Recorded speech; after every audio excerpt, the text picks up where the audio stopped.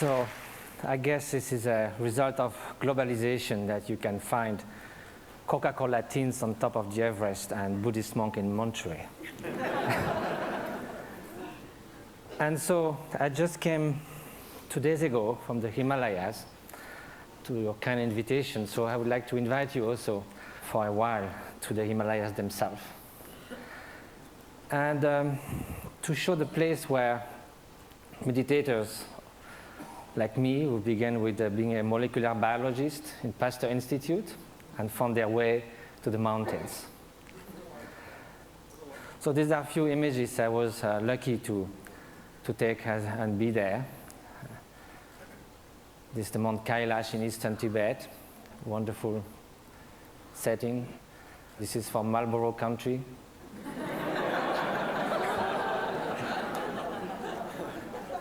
This is a turquoise lake, a meditator. This is the hottest day of the year, somewhere in eastern Tibet, on August 1st. And the night before, we camped, and my Tibetan friends said, we're going to sleep outside. And I said, why? We have enough space in the tent. They said, yes, but it's summertime.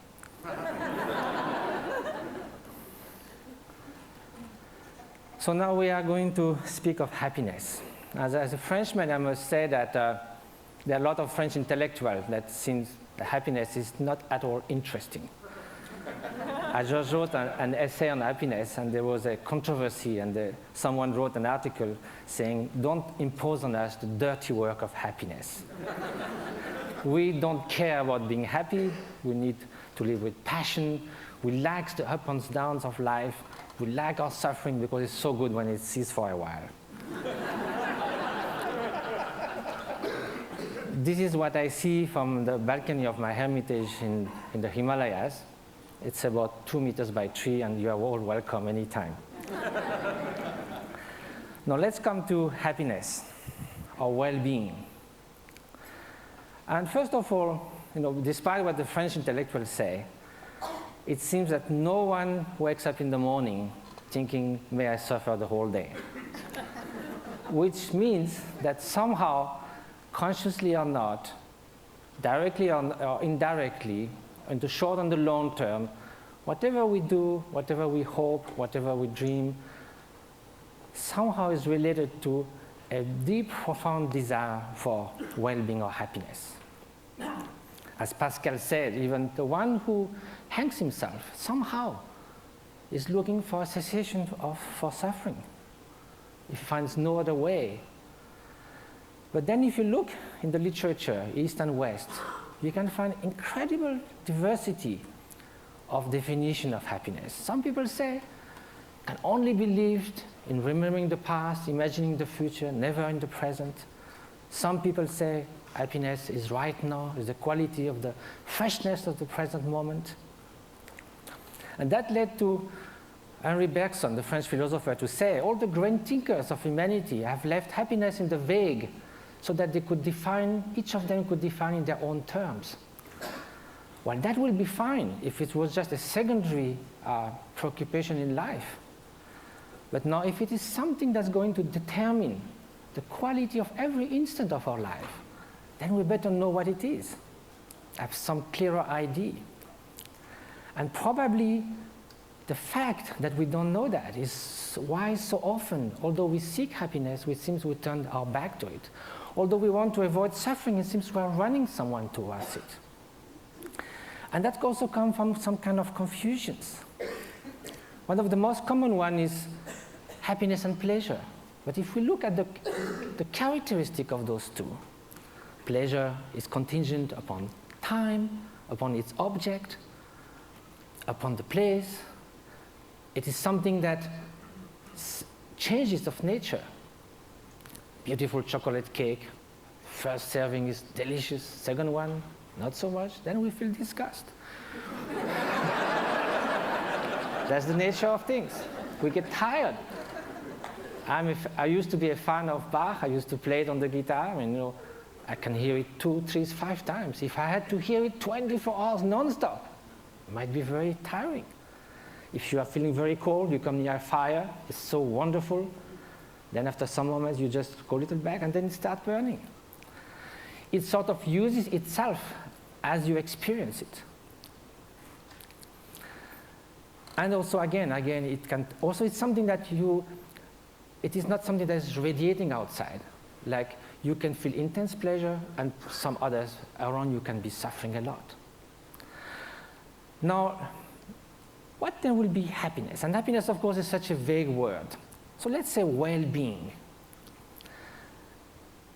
And so I think the best definition, according to the Buddhist view, is that well-being is not just a mere pleasurable sensation. It is a deep sense of serenity and fulfillment, a state that actually pervades and underlies all emotional states and all the joys of sorrows that can come one's way. Well, that might be surprising. Can we have this kind of well-being while being sad? In a way, why not? Because we are speaking at a different level. Look at the waves coming near the shore. When you are at the bottom of the wave, you hit the bottom. You hit the solid rock. When you are surfing on the top, you are all elated. So you go from elation to depression. There's no depth. Now, if you look at the high sea, there might be beautiful, calm ocean like a mirror. There might be storms, but the depth of the ocean is still there, unchanged. So now, how is that? It can only be a state of being, not just a fleeting emotion, sensation, even joy that can be the spring of happiness. But there's also wicked joy. You can rejoice in someone's suffering. So now, how do we proceed in our quest for happiness? Very often, we look outside. We think that if we could gather this and that, all the conditions, something like we say, everything to be happy, to have everything to be happy, that very sentence already bears the doom of destruction of happiness. To have everything. If we miss something, it collapses. And also when things go wrong, we're trying to fix things outside so much. But our control on the outer world is limited, temporary, and often illusory. So now look at the inner conditions. Aren't it stronger? Isn't it the mind that translates the outer condition into happiness and suffering? And isn't that stronger? We know by experience that we can be in what we call a little paradise and yet be completely unhappy within. The Dalai Lama was once in Portugal and there was a lot of construction going on everywhere. So one evening he said, look, you are doing all these things, but isn't it nice also to build something within? And he said, unless that, even you get a high-tech flat on the 100th floor of a super modern and comfortable building, if you are deeply unhappy within, all you are going to look for is a window from which to jump. So now, at the opposite, we know a lot of people who in very difficult circumstances manage to keep serenity, inner strength, inner freedom, confidence. So now if the inner conditions are stronger, of course the outer conditions do influence. And it's wonderful to live longer, healthier, to have access to information, education, to be able to travel, to have freedom. It's highly desirable. However, this is not enough. Those are just auxiliary help, conditions. The experience that translates everything is within the mind. So then when we ask oneself how to nurture the conditions for happiness, the inner conditions, and which are those which will undermine happiness. So then this needs to have some experience. We have to know from ourselves there are certain states of mind that are conducing to this flourishing, to this well-being, what the Greek call eudaimonia, flourishing. And there are some which are adverse to this well-being. And so if we look from our own experience, anger, hatred, jealousy, arrogance, obsessive desire, strong grasping, they don't leave us in such a good state after we have experienced it. and also they are detrimental to others' happiness. So we may consider that the more those are invading our mind, and like a chain reaction, the more we'll feel miserable, we'll feel tormented. At the opposite, everyone knows deep within that an act of selfish generosity, if from the distance, without anyone knowing anything about it, we could save a child's life, make someone happy. We don't need a recognition. We don't need any gratitude. Just the mere fact of doing that feels such a sense of adequation with our deep nature. And we would like to be like that all the time. So is that possible?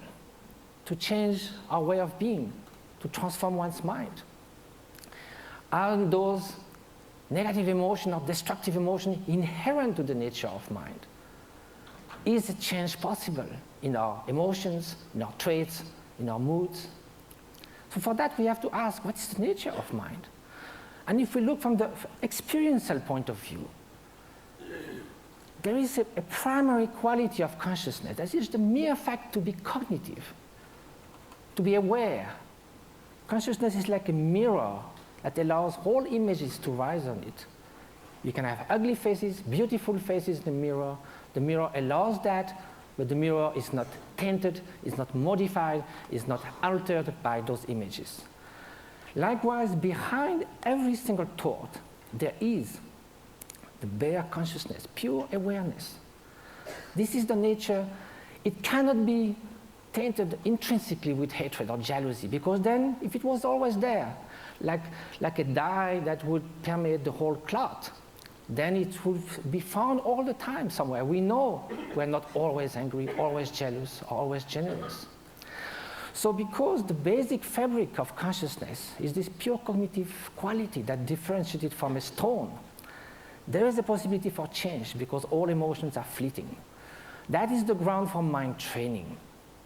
Mind training is based on the idea that two opposite mental factors cannot happen at the same time. You could go from love to hate, but you cannot at the same time, toward the same object, the same person, one to harm and one to the good. You cannot in the same gesture shake hand and give a blow. So there are natural antidotes to emotions that are destructive to our inner well-being. So that's a way to proceed. Rejoicing compared to jealousy, a kind of sense of inner freedom as opposite to intense grasping and obsession, benevolence, loving kindness against hatred. But of course, each emotion then would need a particular antidote. Another way is to try to find a general antidote to all emotions. And that's by looking at their very nature. Usually, when we feel annoyed, hatred, or upset with someone, or obsessed with something, the mind goes again and again to that object. Each time it goes to the object, it reinforces that obsession or that annoyance. So then it's a self-perpetuating process. So what we need to look now is, instead of looking outward, we look inward. Look at anger itself. It looks very menacing, like a billowing monsoon cloud, thunderstorm. But we think we could sit on the cloud, but if we go there, it's just mist. Likewise, if you look at the thought of anger, it will vanish like frost under the morning sun. If you do this again and again, the propensity, the tendencies for anger to arise again will be less and less each time you dissolved it. And at the end, although it may arise, it will just cross the mind like a bird crossing the sky without leaving any track. So this is the principle of mind training. Now, it takes time because it took time for all those faults in our mind, the tendencies to build up. So it will take time to unfold them as well. But that's the only way to go. Mind transformation. That is the very meaning of meditation. It means familiarization with a new way of being, new way of perceiving things, which is more in adequation with reality, with interdependence, with the stream and continuous transformation which our being and our consciousness is. So the interface with cognitive science, since we need to come to that, and what was the subject of we have to deal in such a short time, with brain plasticity. Brain was thought to be more or less fixed. All the neuronal connection in numbers and quantities were thought, till the last 20 years, thought to be more or less fixed when we reach the adult age. Now recently it has been found that it can change a lot. A violinist, as we heard, we have done 10,000 hours of violin practice. Some area that controls the movements of fingers in the brain change a lot. Increase and reinforcement of the synaptic connections. So can we do that with human qualities, with loving kindness, with patience, with openness? So that's what those great meditators have been doing. Some of them who came to the labs, like in Madison, Wisconsin, or in Berkeley, did 20 to 40,000 hours of meditation. They do like 3 years retreat where they do meditate 12 hours a day, and then the rest of their life they would do that 3-4 hours a day. They are real Olympic champions of mind training. This is the place where they meditate. You can see it's kind of inspiring. Now, here with 256 electrodes.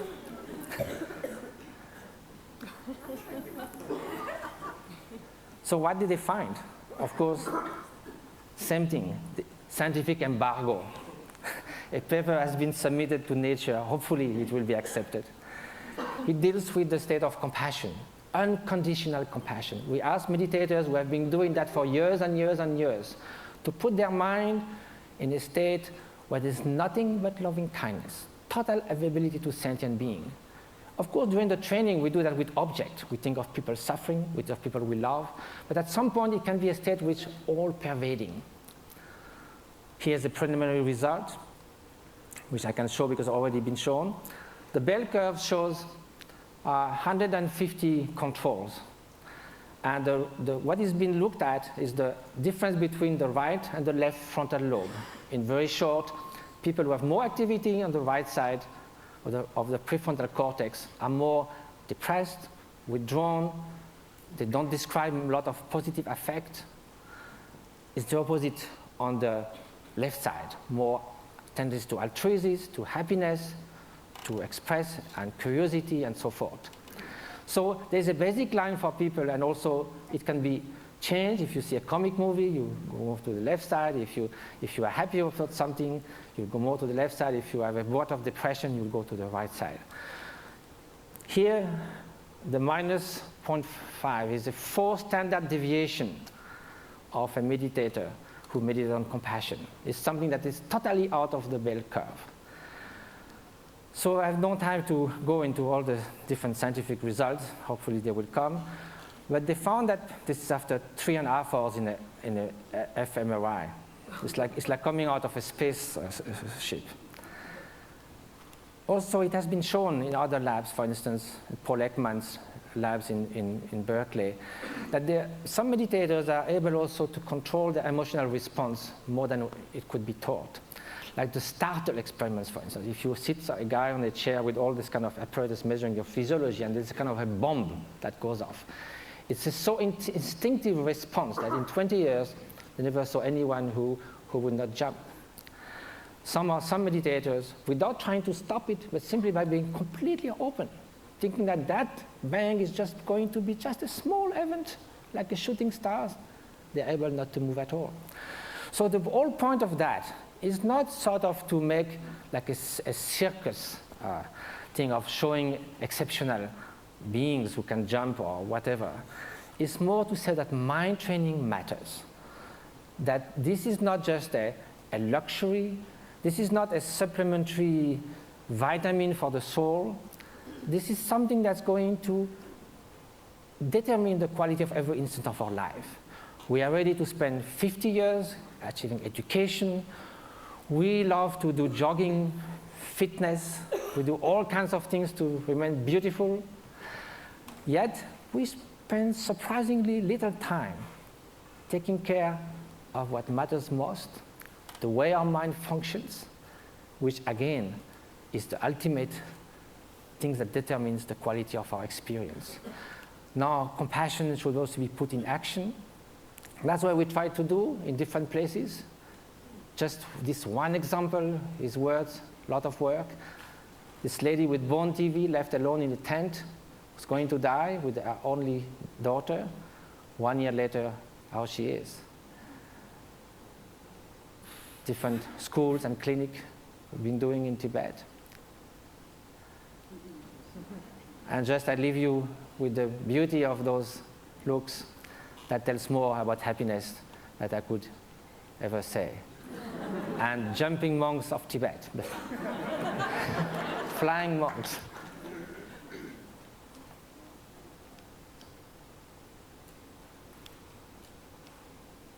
Thank you very much.